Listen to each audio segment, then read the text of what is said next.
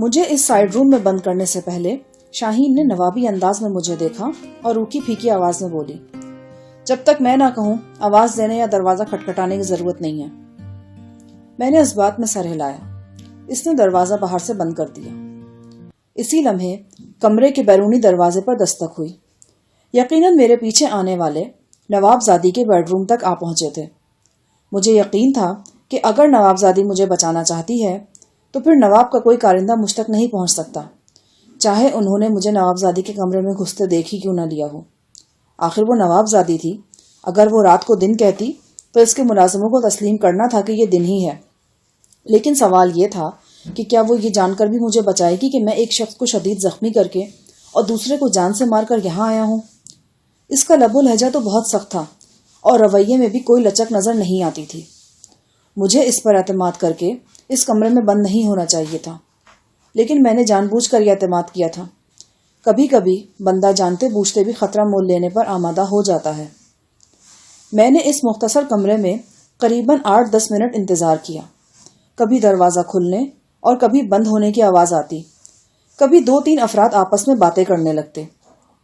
میں دیوار سے ٹیک لگائے بیٹھا رہا۔ ریوالور میرے ہاتھ میں تھا۔ 3-4 منٹ مزید گزر گئے تو مجھے یوں محسوس ہونے لگا کہ یہ کمرہ میرے لیے چوہے دان ثابت ہوگا۔ بیٹھے بیٹھے میری نگاہ ایک ٹیبل کے نیچے گئی تو وہاں چند مڑے توڑے کاغذ نظر آئے، جیسے کسی نے کچھ لکھنے کی کوشش کی ہو لیکن ناکام ہو کر کاغذوں کے گولے بنا کر یوں ہی پھینک دیے ہوں۔ میں نے ہاتھ بڑھایا اور ایک کاغذ کو اٹھا کر دیکھا۔ تحریر پر میری نگاہ پڑی تو میں بری طرح چونک گیا۔ یہ تحریر نواب زادی شاہین کی تھی اور میرے نام تھی۔ تحریر پر 2 دن پہلے کی تاریخ درج تھی۔ نیچے لکھا تھا، مسٹر راہل، یہ میرا فرضی نام تھا، میں کئی روز سے آپ کے بارے میں سوچ رہی ہوں۔ آپ نے مشکل وقت میں میری مدد کی اور اپنی جان خطرے میں ڈال کر ہماری جان بچائی۔ یہ ایسا احسان ہے۔ فقرہ ادھورا چھوڑ دیا گیا تھا اور پھر سارے فقرے پر لائن پھیر دی گئی تھی۔ غالباً نواب زادی کو احساس ہوا تھا کہ وہ زیادہ انکساری اور احسان مندی کا اظہار کر رہی ہے۔ اس نے انداز بدل کر دوبارہ موضوع بنانے کی کوشش کی تھی۔ مسٹر راہل، تم نے مشکل وقت میں میری مدد کی اور اپنی جان خطرے میں ڈال کر میری جان بچائی۔ میں تمہارا اور تمہارے ساتھی کا شکریہ ادا کرتی ہوں اور یہ چاہتی ہوں کہ یہاں تک لکھ کر ایک بار پھر سارے فقرے پر لائن پھیر دی گئی تھی۔ میں نے ایک دوسرا مڑا توڑا کاغذ اٹھایا اور اس پر انداز تحریر یوں تھا، مسٹر راہل، ہم تم سے خوش ہیں کہ تم نے اور تمہارے ساتھی نے مشکل وقت میں جرات اور دلیری سے کام کیا۔ ہم ایسے لوگوں کے قدردان ہیں۔ ہم سمجھتے ہیں کہ اگر اس کے بعد شاید مناسب الفاظ نہیں سوجے تھے اور نواب زادی نے اس کاغذ کو بھی گول کر کے پھینک دیا تھا۔ اس طرح کئی کاغذات پر مختلف انداز میں ایک ہی بات لکھنے کی کوشش کی گئی تھی، مگر کسی بھی طرح خط کا آغاز نہیں ہو سکا تھا۔ ہوتا بھی کیسے؟ جب انسان کے ظاہر و باطن میں اس قدر فرق ہو تو اظہار خیال میں بے شمار رکاوٹیں پیدا ہو جاتی ہیں۔ نواب زادی اپنی انا کے خول میں بند تھی۔ وہ جانتی تھی کہ ہم نے اس پر احسان کیا ہے، لیکن اس کی نظروں میں ہمارا مرتبہ ایسا نہیں تھا کہ وہ ہم سے شکریہ کے 2 بول ہی کہہ سکتی۔ سب کے سامنے تو کیا، وہ رازداری سے بھی ہمارا شکریہ ادا نہیں کر سکتی تھی۔ ایسا کرتے ہوئے وہ اپنی نظروں سے گرتی تھی اور اس کی ناک نیچی ہوتی تھی۔ دوسری طرف اس کا ضمیر بھی ملامت کر رہا تھا۔ وہ مجھے اور بوٹا سنگھ کو بذریعہ تحریر اپنے جذبات سے آگاہ کرنے کی کوشش کرتی رہی تھی، لیکن اس میں بھی کامیاب نہیں ہوئی تھی۔ میں نے اس کے پھینکے ہوئے کاغذوں میں سے ایک کاغذ اٹھا کر جیب میں رکھ لیا اور دیوار سے ٹیک لگا کر دروازہ کھلنے کا انتظار کرنے لگا۔ کچھ دیر ضرور لگی، لیکن آخر دروازہ کھل گیا۔ شاہین میرے سامنے کھڑی تھی۔ وہ خاصی پریشان نظر آتی تھی۔ تیز لہجے میں وہ بولی، راہل، کہ تم نے کیا کیا ہے؟ وہ لوگ کہہ رہے ہیں کہ حویلی میں 2 بندے قتل ہو گئے۔ مجھے اس بارے میں کچھ نہیں معلوم نوابزادی حضور۔ میرا قصور صرف اتنا ہے کہ میں شور کی آواز سن کر گودام کی طرف چلا گیا تھا۔ ابھی میں پھاٹک کے پاس ہی پہنچا تھا کہ اندھیرے سے ایک پہلوان سا بندہ نکلا اور مجھ سے لپٹ گیا۔ میں اس سے جان چھڑا کر بھاگا تو 2 اور بندے میرے پیچھے لگ گئے۔ انہوں نے مجھ پر گولی بھی چلائی۔ مجھے ٹھیک سے یاد نہیں، لیکن 3-4 گولیاں انہوں نے ضرور چلائی ہیں۔ تم نے کسی کو چاقو وغیرہ تو نہیں مارا؟ نہیں بی بی جی، اس ریوالور کے سوا میرے پاس کوئی ہتھیار نہیں، اور آپ دیکھ لیں اس کے چیمبر میں پوری گولیاں موجود ہیں۔ تمہیں کسی نے پہچانا تو نہیں تھا؟ نہیں بی بی جی، وہاں اندھیرا تھا، اندھیرے کی وجہ سے ہی تو یہ گڑبڑ ہوئی، ورنہ میری یہاں کسی سے کیا دشمنی ہے؟ وہ کچھ دیر سخت الجھن کے عالم میں کھڑی رہی، پھر کسی فیصلے پر پہنچ کر باروب لہجے میں بولی، تمہاری یہ سیاہ چادر ان لوگوں کی نظر میں آ گئی ہے، اسے اتار کر یہیں چھپا دو، اور میرا خیال ہے کہ یہ جوتے بھی اتار دو۔ میں نے نواب زادی کی ہدایت پر عمل کیا۔ نواب زادی نے ایک بار پھر مجھے پیچھے آنے کا اشارہ کیا۔ اب وہ نکر کے بجائے پتلون میں تھی۔ میں اس کے پیچھے چلتا ایک بغلی دروازے میں داخل ہوا۔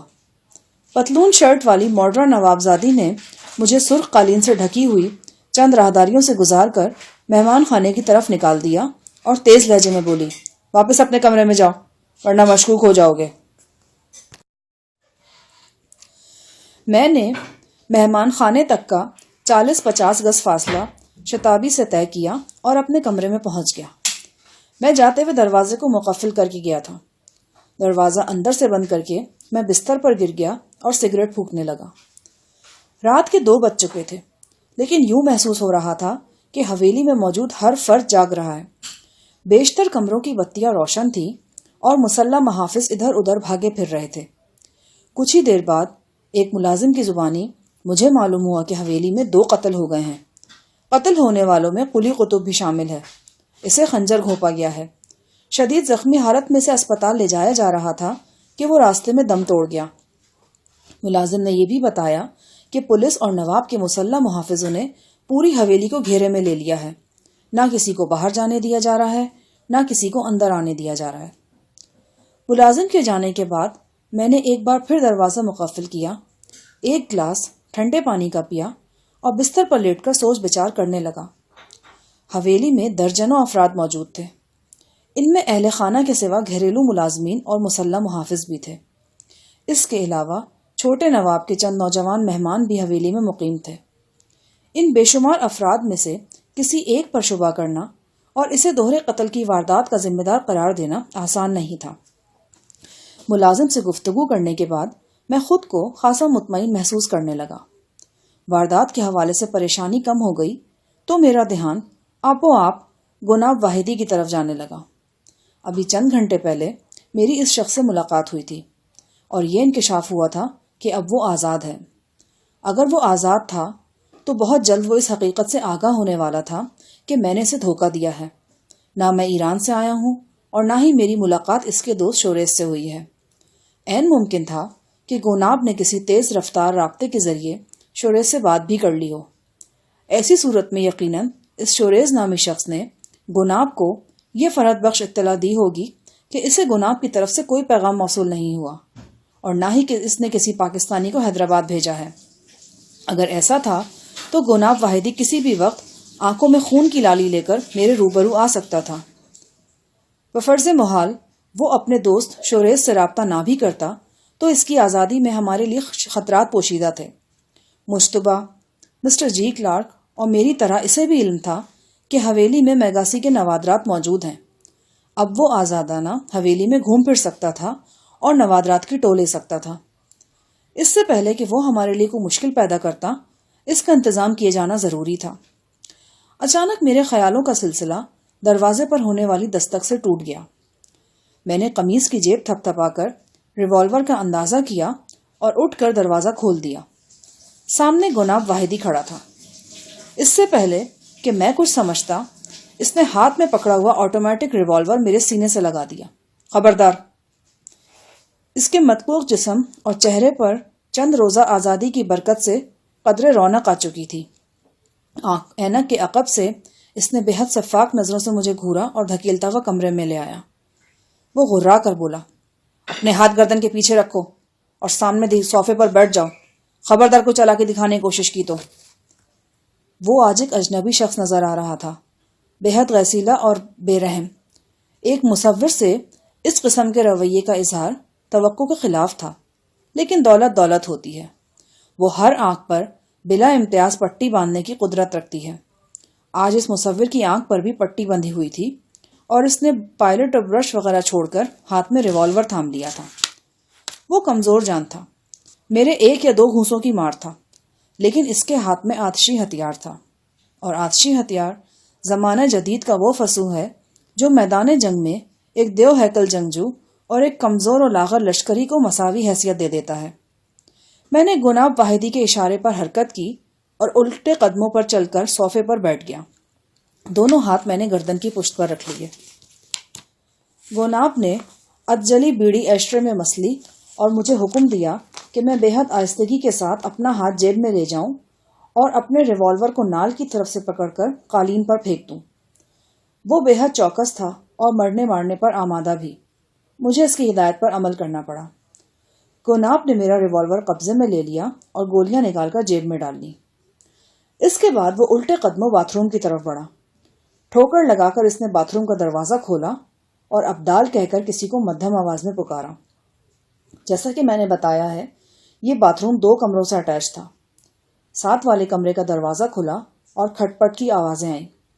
پھر یوں محسوس ہوا کہ کسی کو گھسیٹ کر لایا جا رہا ہے۔ چند لمحے بعد میں نے ارجمند کو دیکھا۔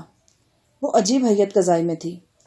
جسم پر وہی دھاریوں والی نیلی قمیص تھی جو حویلی کی تمام ملازمائیں پہنتی تھیں۔ سفید شلوار باتھ روم کے گیلے فرش پر گھسٹنے سے داغدار ہو چکی تھی۔ اس کے ہاتھ بڑی مضبوطی سے پشت پر بندھے ہوئے تھے اور منہ میں کپڑا ٹھونس کر اوپر سے دوپٹہ باندھ دیا گیا تھا۔ اس کے ہونٹوں سے خون رس رہا تھا اور قمیص کندھے سے پھٹی ہوئی تھی۔ اسے گھسیٹ کر لانے والا شخص گھنگریالے بالوں والا ایک سرخ و سفید نوجوان تھا۔ اسے دیکھتے ہی اندازہ ہو جاتا تھا کہ وہ بھی ایرانی ہوگا۔ اس کے ہاتھ میں مجھے ایک درمیانے سائز کا چاقو نظر آیا۔ ارجمند بانو اس سے کافی سہمی ہوئی نظر آتی تھی۔ خوش آمدید، میں نے زیر لب مسکرا کر ارجمند سے کہا۔ اس نے کھا جانے والی نظروں سے مجھے گھورا لیکن چپ رہی۔ ظاہر ہے منہ میں کپڑا ٹھسا ہوا تھا، اسے چپ ہی رہنا تھا۔ گناب واحدی کے ہاتھ میں ریوالور دیکھ کر اس کا زرد رنگ کچھ اور زرد ہو گیا۔ گناب واحدی کے اشارے پر سرخ و سفید نوجوان نے ارجمند کے منہ سے کپڑا نکال دیا۔ گناب بڑے اطمینان سے میرے سامنے صوفے پر بیٹھ گیا۔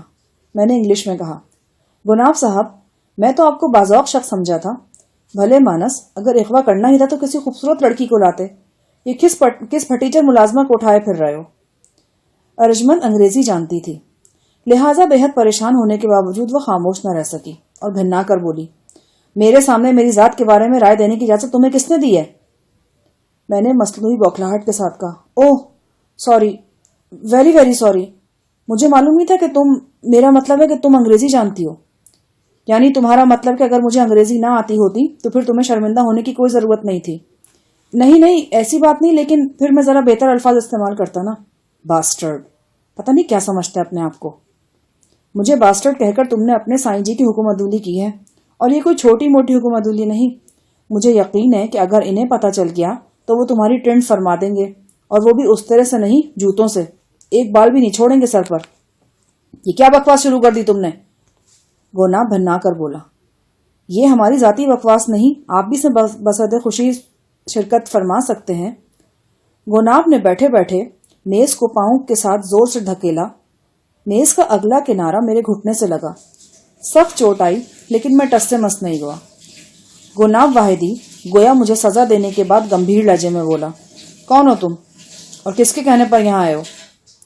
میں نے کہا، میں عاقل نہیں تو کم از کم بالغ مرد ضرور ہوں، لازمی نہیں کہ میں کسی کہنے پر چلوں۔ جوکر بننے کی کوشش مت کرو، میں تم دونوں کو گولی مار کر ٹھنڈا کر دوں گا، اور قسم کھا کر کہتا ہوں کہ قیامت تک کوئی ثابت نہیں کر سکے کہ تمہیں کس نے جہنم واصل کیا ہے۔ جان بچانا چاہتے ہو تو مجھے ٹھیک ٹھیک بتاؤ، جعفر کہاں ہے اور وہ فرگن اور منیچرز کہاں ہیں جو تمہیں اس سے حاصل ہوئے تھے؟ لگتا ہے آپ کی بیٹری میں کسی نے دھتورا ڈال دیا ہے۔ دھتورا سمجھتے ہیں نا آپ؟ یہ ایک بہت تیز قسم کی نشہ آور شے ہوتی ہے، ایک دم دماغ کو چڑھ جاتی ہے۔ میں نے جیل میں آپ کو سب کچھ صاف صاف بتا دیا تھا۔ میں شوریز صاحب کے علاوہ کسی کو نہیں جانتا، اور میں نے آپ کو یہ بھی بتا دیا تھا کہ شوریز صاحب سے میری صرف ایک ملاقات ہوئی ہے، لیکن شوریز تو کہتا ہے کہ سرے سے اس کے پاس کوئی پیغام ہی نہیں پہنچا، اور نہ ہی وہ تمہیں جانتا ہے۔ میری سمجھ میں نہیں آ رہا کہ شوریز صاحب آپ سے یہ جھوٹ کیوں بول رہے ہیں۔ ممکن ہے کہ وہ کوئی چال چل رہے ہوں۔ بے شک وہ آپ کے لنگوٹیے ہیں، لیکن دولت تو انسان کو لنگوٹ سے بھی زیادہ عزیز ہوتی ہے۔ ارجمند بانو سے پوچھ لیجئے۔ ارجمند بانو تیش سے سرخ ہو گئی، لیکن پھر اسے شاید سائی جی کے وہ فرمودات یاد آ گئے تھے جو انہوں نے میرے بارے میں ارشاد فرما رکھے تھے۔ وہ اپنے لہجے پر قابو پاتے ہوئے اردو میں بولی، تم خامخواہ بات کو مذاق میں کیوں ڈال رہے ہو؟ اس شخص کے ہاتھ میں کھلونا ریوالور نہیں ہے۔ ट्रिगर दबाएगा तो मेरी या तुम्हारी जान चली जाएगी। कुछ कर सकते हो तो करो। ये बड़े खतरनाक लोग हैं। मुझे तो लगता है कि अभी थोड़ी देर पहले हवेली में जो 2 बंदे मारे गए हैं वो भी इन्होंने ही मारे हैं। बेशक लग तो मुझे भी ऐसा ही रहा है, लेकिन घबराओ मत, वो तुम्हें नहीं मारेंगे। इतने बदजौक नहीं है वो। बस तुम उल्टी सीधी हाँकते रहना और वक्त निकल जाएगा। देखो ये मिस जो भी ऐनक वाले ने तुम्हें मारी है ना, इसे तुम अपने पांव से ऐनक वाले पर उल्टा सकते हो। गोनाब ने कड़क कर मदाखलत की कि क्या बकवास कर रहे हो तुम दोनों? क्या कह रही है ये लड़की? ये तुम्हारी तारीफ कर रही है, कह रही है कि मुझे ऐसे मर्द पसंद हैं जो शक्ल से समझदार नजर आए लेकिन इतने समझदार भी ना हो। What nonsense. मैं तुम्हारी लाफजनी सुनने नहीं आया हूं। मुझे ये बताओ कि जाफर कहाँ है और इस लड़की से तुम्हारा क्या ताल्लुक है? ताल्लुक से आपकी क्या मुराद है? ये रात को तुमसे छुप कर मिलने आई थी और कोई घंटा भर तुम्हारे साथ रही थी, और जब वापस गई थी तो इसके बाल भीगे भीगे थे। यूं लगता था कि नहा कर आई है ना? मैंने लुकमा दिया। गुनाह खामोशी से मुझे घूरता रहा। अब इसमें पूछने वाली क्या बात रह गई? मैंने हंसकर कहा। अर्जमंद का चेहरा एक बार फिर सुर्ख हो गया, लेकिन हस्बे साबिक वो बोली कुछ नहीं। Okay, all right. इसका मतलब है कि तुम हमें कुछ नहीं बताओगे, यही बात है ना? मैंने कहा। रिवॉल्वर तुम्हारे हाथ में है, तुम यकतरफा तौर पर जो चाहो सोच सकते हो। मैंने देखा गुनाब वाहिदी बार बार कनखियों से इस ग्लास का जायजा ले रहा है जो तपाई पर पड़ा था और जिसमें अभी थोड़ी देर पहले मैंने पानी पिया था। वो ग्लास की तरफ इशारा करते हुए ड्रामाई लहजे में बोला, अभी जो तुमने पानी पिया था ना, इसमें एक नारकोटिक पॉइजन मिला हुआ था। ये जहर 20 से 40 मिनट के अंदर इंसानी जिस्म पर असर करता है। बहुत जल्द तुम पर गुनूदगी तारी होने वाली है। ये गुनूदगी तुम्हारे लिए अबदी नींद का पैगाम लेकर आएगी, तुम्हारे लिए भी और इस लड़की के लिए भी। कमरे के सन्नाटे में जैसे कोई शय जबरदस्त छनाके से टूट गई। मुझे तस्लीम करना पड़ा कि इस इत्तला को सुनकर मेरे अंदर की दिलेरी और खुशबाशी एकदम रुखसत हो गई थी। मैंने गौर किया तो अंदाजा हुआ कि गुनाब जो कुछ कह रहा है उसमें हकीकत मौजूद है। पिछले 5-10 मिनट से मैं तबीयत में अजीब सा भारीपन महसूस कर रहा था। गुजरने वाले हर लम्हे के साथ ये भारीपन बढ़ता जा रहा था। मैंने अर्जमंद की तरफ देखा। वो बज़ाहिर होशियार बाश नजर आती थी, लेकिन गौर करने से आंखों में एक बोझलपन सा महसूस किया जा सकता था। गुनाब ने लाइटर की मदद से नई बीड़ी सुलगाने के बाद जेब से एक छोटा सा वाइल निकाला और बोला, जो जहर तुम पी चुके हो इसका तरियाक भी मेरे पास है, लेकिन ये तरियाक तुम्हें इस वक्त मिल सकता है जब तुम मुझे जाफर का पता बताओगे और ये बताओगे कि तुम्हें यहां भेजने वाला कौन है। मैंने अर्जमंद की तरफ देखा। इसका चेहरा अब लीमू की तरह जर्द था। अपने बेहद खुश होठों पर जुबान फेरकर वो बोली, अब क्या होगा जहानी? मैंने भी उर्दू में पूछा, तुमने कोई चीज पी थी? हाँ, घुंघरियाले बालों वाले ने मुझे पानी पिलाया था। फिर अपनी जुबान में तुम लोग भौंकने लगे हो, गुनाब ने जहरीली मुस्कुराहट के साथ कहा। अचानक मुझे महसूस हुआ कि इसकी आवाज कुछ फासले से आ रही है। इसके अलावा एक गूंज सी थी इसकी आवाज में। क्या जहर असर करने लगा है? मैंने बेहद तशवीश के आलम में सोचा, लेकिन फिर अपने आप को खुद तसल्ली दी, नहीं, ये नफ्सियाती असर है। अभी 1-8 मिनट पहले तो मैं भला चंगा था। मेरे और गुनाब वाहिदी के दरमियान 3-4 मिनट मजीद मकालमा हुआ। फिर अचानक मेरा जहन मन चाहे रास्ते पर सफर करने लगा। कमरे का माहौल अचानक ही ख्वाबनाक सा हो गया था। दीवारें नीलगूं, आवाजें दूर से आती हुई, चेहरे धुंधले से, एक तेज और नकाहट सी जिस्म मुझा में भरने लगी थी। ये फैसले का लम्हा था। अगर अब भी मैं गुनाब के रिवॉल्वर के एहतराम में बैठा रहता और कोई रिस्क नहीं लेता तो फिर सब कुछ बस से बाहर हो जाना था। मैंने अपने ख्वाबदीदा जहन को समेटते हुए जिस्म को हरकत देनी चाहिए, लेकिन इस वक्त एक रस्सी सी उछलकर मेरे सीने पर आ गई। मैंने पलटकर देखा। गुनाब का नौजवान साथी मेरे अकब में था और रस्सी के साथ मुझे सोफे की पुश्त की तरफ खींच रहा था। बड़ी महारत और चाबकदस्ती से इसने मुझे सोफे से बांध दिया। इसी दौरान गुनाब वाहिदी रिवॉल्वर सोते हुए मेरे सर पे खड़ा रहा। मैंने अर्जमंद की तरफ देखा और मेरा दिल उछलकर हलक में आ गया। ऊँघते ऊँघते इसका सर फर्श के कालीन से टिक गया था और अब वो बेसुध पड़ी थी। मुझे इतना याद है कि मैं गुनाब से कुछ कहना चाह रहा था, لیکن میری زبان خشک ہو کر تالو سے چپک چکی تھی۔ میرا دھیان بار بار اپنی قمیض کی بغلی جیب کی طرف جا رہا تھا۔ وہاں وہ مڑا توڑا کنگن پڑا تھا جو گوناب پر ایک نہایت اہم راز فاش کر سکتا تھا۔ یکا یک ایک اور تحیر خیز منظر میری نگاہوں کے سامنے آیا۔ باتھ روم کا دروازہ کھلا اور ایک ہیرو ٹائپ مقامی نوجوان دوڑتا ہوا اندر آیا۔ اس کے ہاتھ میں پسٹل تھا جس کی نال اس نے احتیاطاً جھکا رکھی تھی۔ اس نے انگلش میں گوناب واحدی سے کہا، سر، غضب ہو گیا، مندر کا بڑا پجاری اپنے سینکڑوں ساتھیوں کے ساتھ حویلی کے دروازے پر پہنچ گیا ہے۔ وہ لوگ آپ کے خلاف نعرے لگا رہے ہیں اور بہت غصے میں نظر آتے ہیں۔ میں نے دیکھا کہ یہ اطلاع سن کر گوناب کا رنگ پھیکا پڑ گیا ہے۔ اس کی توجہ میری طرف سے مکمل طور پر ہٹ چکی تھی، لیکن اب اس پر ہلہ بولنے کی نہ تو مجھ میں طاقت تھی اور نہ ہی وہ رسی اجازت دیتی تھی جس نے مجھے سینے کے پاس سے جکڑ رکھا تھا۔ گوناب واحدی اور اس کے دونوں ساتھی باتھ روم کے دروازے میں کھڑے ہو کر کچھ دیر باتیں کرتے رہے، پھر تیز قدموں سے باہر نکل گئے۔ ان کے قدموں کی چاپ مجھے دور، کہیں بہت دور سے آتی محسوس ہو رہی تھی، جیسے کوئی کسی بہت بڑی پتھریلی سرنگ میں چل رہا ہو اور اس کے قدموں کی گونج ہواؤں کے دوش پر ابھر رہی ہو۔ میں نے کسی کو مدد کے لیے پکارنا چاہا، لیکن بنجر حلق اور زبان کے ساتھ ایسا کرنا ممکن نہ ہوا۔ پکارنے کی کوشش میں حلق سے عجیب سی آواز نکل کر رہ گئی۔ رسی کی گرفت کافی سخت تھی، لیکن اگر کوشش کی جاتی تو اس سے چھٹکارا ممکن تھا۔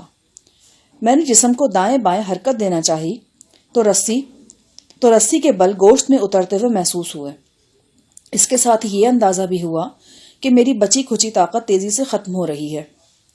ذہن غنودگی کی دبیز دھند میں لپٹتا جا رہا ہے اور اس کے ساتھ ساتھ سوچ بھی رہا ہے۔ گوناب واحدی کے ساتھی کی آواز کانوں میں گونج رہی تھی۔ اس نے کہا تھا، سر، مندر کا بڑا پجاری اپنے سینکڑوں ساتھیوں کے ساتھ حویلی کے دروازے پر پہنچ گیا ہے۔ یہ بھڑکے ہوئے ہندو کیوں پہنچے تھے یہاں؟ یوں ہی یہ سوال ذہن میں ابھرا، خیال نے زکن لگائی اور ماضی قریب میں پہنچ گیا۔ جیل کی کوٹری میں گوناب واحدی نے مجھے بتایا تھا کہ 3 برس پہلے اس نے ایک طوفانی رات کو اپنے 2 ساتھیوں کے ساتھ ایک مندر میں پناہ لی تھی اور کم علمی کی وجہ سے وہاں موجود 3 دیوداسیوں کی عزت خراب کر دی تھی۔ اسی جرم کی سزا میں گوناب واحدی چند روز پہلے تک نواب کی جیل میں بند تھا۔ یہ بات فوراً میرے ذہن میں آئی کہ چھوٹے نواب نے گوناب کو آزاد کر کے اور اسے حویلی میں مہمان کا درجہ دے کر ہندوؤں کو مشتعل کر دیا ہے اور ان کے زخم پھر سے تازہ ہو گئے ہیں۔ وہ بھڑک کر حویلی کے دروازے پر پہنچ گئے ہیں۔ دفتن مجھے گولی چلنے کی آواز آئی۔ پہلے سنگل فائر ہوئے، پھر اوپر تلے 3-4 برسٹ مارے گئے۔ بڑھتی ہوئی غنودگی کے سبب میں فائرنگ کی سمت کا ٹھیک تعین تو نہیں کر سکا، تاہم اندازہ یہی ہوا کہ حویلی کے بیرونی گیٹ کی طرف سے گولی چلی ہے۔ 2-3 منٹ خاموشی رہی، پھر بہت سی ملی جلی انسانی آوازیں آنے لگی۔ مکھیوں کی بھنبھناہٹ جیسی یہ آوازیں یا تو واقعی فاصلے سے آ رہی تھیں یا پھر مجھے ایسا محسوس ہو رہا تھا۔ ایک زبردست فائرنگ شروع ہو گئی۔ مجھے احساس ہوا کہ حویلی کے مین گیٹ پر شروع ہونے والا ہنگامہ مہمان خانے کے سامنے آن پہنچا ہے اور اچانک اس میں بے حد شدت پیدا ہو گئی ہے۔ میرے سوچتے ہی سوچتے ایک برسٹ کمرے کے روشن دان میں لگا اور روشن دان کے پرخچے اڑ کر بے سود پڑی ارجمند پر آ گرے۔ اب مجھے چیخو پکار کرنے کی آوازیں بھی آ رہی تھیں۔ میں نے رہی صحیح طاقت جمع کر کے زور لگایا اور رسی ڈھیلی کرنے میں کامیاب ہو گیا۔ صوفے سے اٹھ کر جب میں ارجمند کی طرف بڑھا تو بری طرح لڑکھڑا گیا۔ ایک دیوار کا سہارا لے کر میں نے سر کو چند بار زور سے دائیں بائیں جھٹکا اور ہمت کر کے پھر ارجمند کی طرف بڑھا۔ وہ بے حس و حرکت پڑی تھی، سانس بے حد دھیمی چل رہی تھی۔ ارجمند کا اصل نام سروج تھا، بلکہ سروج دیوی تھا کیونکہ وہ ہندو تھی۔ میں نے پھٹی ہوئی ناقابل شناخت آواز میں سے پکارا، سروج، او سروج، اور شانوں سے پکڑ کر جھنجھوڑا۔ وہ ٹس سے مس نہیں ہوئی۔ میرے ذہن نے پکار کر کہا کہ وہ مر رہی ہے۔ میں جانتا تھا کہ اس وقت نیند کی آغوش میں جانا موت کی آغوش میں جانے کے مترادف ہے، لیکن میں ارجمند کو کیسے جگاتا؟ میں تو خود غنودگی کے سمندر میں غوطہ زن تھا۔ یہ غنودگی کسی بھی لمحے مجھے ہڑپ کر سکتی تھی۔ میں گرتا پڑتا، دیواروں کا سہارا لیتا دروازے کی طرف بڑھا۔ دروازے پر پہنچ کر میں نے قفل کھولنا چاہا۔ چابی ہضمی قفل کے اندر ہی لگی تھی اور قفل کھولنا زیادہ مشکل نہیں تھا، لیکن پھر میں رک گیا۔ دھماکوں اور چیخوں پکار سے ظاہر تھا کہ حویلی کے طول و عرض میں ایک خونریز ہنگامہ ہو رہا ہے۔ عین ممکن تھا کہ میں اور ارجمند اس کمرے سے باہر نکلتے تو غضبناک ہندو ہمارے نام پوچھے بغیر ہمیں لہو میں نہلا دیتے۔ اندر اگر موت کا خطرہ تھا تو باہر یہ خطرہ دو چند ہو جاتا تھا۔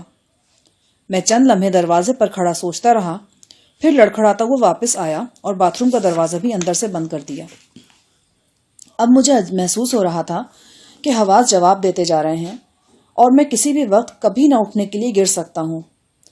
پھر سوچتے سوچتے میں گر گیا۔ میری تھوڑی بڑے زور سے صوفے کے ہتھے سے ٹکرائی تھی۔ قلی قطب کے گھونسے سے آنے والا زخم ابھی تک تھوڑی پر موجود تھا اور اس نئی چوٹ نے زخم تازہ کر دیا تھا۔ مجھے لہو کے قطرے اپنی جھولی میں گرتے نظر آئے۔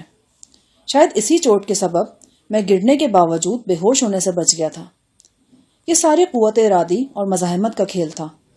میں جانتا تھا اگر کسی طرح میں نے اپنی منو وزنی پلکوں کو اٹھائے رکھا تو زندگی کا دامن میرے ہاتھ میں رہے گا، اور زندہ رہنے کی خواہش کسے نہیں ہوتی؟ مجھے بھی تھی، لیکن نہیں ہونی چاہیے تھی، بخدا نہیں ہونی چاہیے تھی۔ میں زندہ رہنے کا مجاز نہیں رہا تھا۔ غزالہ مجھ سے چھن چکی تھی، وہ چہرہ مجھ سے چھن چکا تھا جو میری راتوں کا چاند تھا اور میرے دنوں کا آفتاب تھا۔ وہ خوشبو مجھ سے چھن گئی تھی جو میری تنہائیوں کو مہکاتی تھی اور میری محفلوں کو سجاتی تھی۔ وہ خواب مجھ سے روٹ گئے تھے جنہیں شرمندہ تعبیر کرنے کے لیے انسان زندگی کا زہر پیتا ہے اور سانسوں کی برچھیاں سینے پر جھیلتا ہے، لیکن پھر بھی میں زندہ رہنا چاہتا تھا۔ آخر کیوں؟ اپنی بہن شفتہ کے لیے، اپنے بچھڑے ہوئے دوست صفدر کے لیے، یا شاید وہ بات بھی صحیح تھی جو چند روز پہلے ارجمند نے اسی کمرے میں مجھ سے کہی تھی۔ اس نے کہا تھا جو نام روح کی گہرائیوں میں بس جاتے ہیں وہ اتنی آسانی سے فراموش نہیں ہوتے۔ تمہارے دل میں بھی کہیں بہت گہرائی کے اندر غزالہ کو پھر سے پانے کی تمنا موجود ہے۔ کیا واقعی اس نے سچ کہا تھا؟ اچانک میں چونک گیا۔ کمرے کی چھت پر دھما چوکڑی کی آوازیں آئیں۔ یوں لگا کہ کئی افراد آپس میں گتھم گتھا ہیں۔ پھر ریپیٹر کے دھماکے ہونے لگے۔ اسی دوران میرے ڈوبتے ہوئے ذہن میں یہ بات آئی کہ خود کو تکلیف میں مبتلا کر کے جاگنے پر مجبور کیا جا سکتا ہے۔ میں نے لیٹے لیٹے اپنا ہاتھ الماری کے چوبی دروازے کی طرف بڑھایا اور اس میں انگلیاں پھنسا کر دروازے کو بند کر دیا۔ درد و کرب کی ایک بلند و بالا لہر انگلیوں کی پوروں سے اٹھی اور اس نے جسم کو جھنجھوڑ کر رکھ دیا۔ ناخن ایک دم نیلے ہو گئے اور ایک انگلی سے خون رسنے لگا۔ ذہن پر چھائی ہوئی دھند ذرا چھٹی تو میں ایک بار پھر ارجمند کی طرف بڑھا۔ سروج، ارجمند! میں نے اسے جھنجھوڑا، پھر اس کے چہرے پر تھپڑ رسید کرنے لگا۔ چند زوردار تھپڑ کھانے کے بعد اس کی سانسوں کا ردھم ٹوٹا اور پلکوں میں معمولی جنبش پیدا ہوئی۔ ارجمند، ہوش کرو، آنکھیں کھولو۔ میں نے اس کے بال مٹھی میں جکڑے اور چند زوردار جھٹکے دیے۔ اس نے کسمسا کر آنکھیں کھولی۔ ارجمند، تم جانتی ہو ہمیں زہر دیا گیا ہے، ہم سو گئے تو پھر کبھی نہیں اٹھ سکیں گے، سونا نہیں ہے، دیکھو میں پھر کہتا ہوں سونا نہیں ہے۔ ارجمند نے جسم و جاں کی ساری قوت اپنی پلکوں میں منتقل کی اور انہیں اپنی پتلیوں سے اوپر اٹھانا چاہا۔ یہ نازک سی پلکیں ارجمند کے پورے جسم سے زیادہ بھاری ہو گئی تھیں۔ وہ ذرا سا اٹھیں اور پھر گر گئیں۔ خود میں بھی ایک بار پھر غنودگی کی زد میں تھا۔ حلق میں جیسے کسی نے نیزہ سا اتار رکھا تھا۔ میں ارجمند کو اس کے حال پر چھوڑ کر لڑکھڑاتا ہوا باتھ روم میں داخل ہوا۔ باتھ روم کا دوسرا دروازہ مقفل تھا۔ میں کپڑوں سمیت سرد شاور کے نیچے کھڑا ہو گیا۔ سر پر مسلسل پانی کی پھوار پڑی تو ذہن میں بھرا ہوا سیاہ دھواں چھٹنے لگا۔ میں جانتا تھا کسی بھی قسم کی زہر خوارنی کی صورت میں متاثرہ شخص کو بے تحاشا پانی پینا چاہیے۔ میں نے منہ ٹونٹی سے لگا دیا اور 1 لیٹر سے بھی زائد پانی پی گیا۔ فوارے کی پھوار مسلسل میرے سر پر پڑ رہی تھی۔ غنودگی ذرا کم ہوئی تو میں لپک کر پھر ارجمند کے پاس پہنچ گیا۔ وہ پہلو کے بل لیٹی تھی، ہاتھ بدستور پشت پر بندھے ہوئے تھے۔ میں نے دیکھا وہ بہت گہری نیند میں تھی۔ ٹیوب لائٹ کی روشنی میں اس کا چہرہ نیلاہٹ کا شکار ہو رہا تھا۔ یہ نیلاہٹ موت کی پیمبر تھی۔ یہ اشارہ کرتی تھی کہ خون کو ضرورت کے مطابق آکسیجن نہیں مل رہی۔ میں نے ایک بار پھر سوچا کہ دروازہ کھول کر کسی سے مدد طلب کروں، لیکن کس سے؟ باہر بھی تو موت تھی۔ میں موت کے خلاف موت سے کیا تعاون چاہتا؟ حویلی کے طول و عرض میں فائرنگ ہو رہی تھی اور چیخ و پکار کی صدائیں مسلسل سما خراشی کر رہی تھیں۔ ایک دو بار کمرے کے دروازے پر بھی شدید ہلہ بولا گیا تھا، لیکن دروازہ مضبوط تھا۔ وہ ہمارے اور اس طوفان کے درمیان حائل رہا جس نے حویلی میں تہلکہ مچا رکھا تھا۔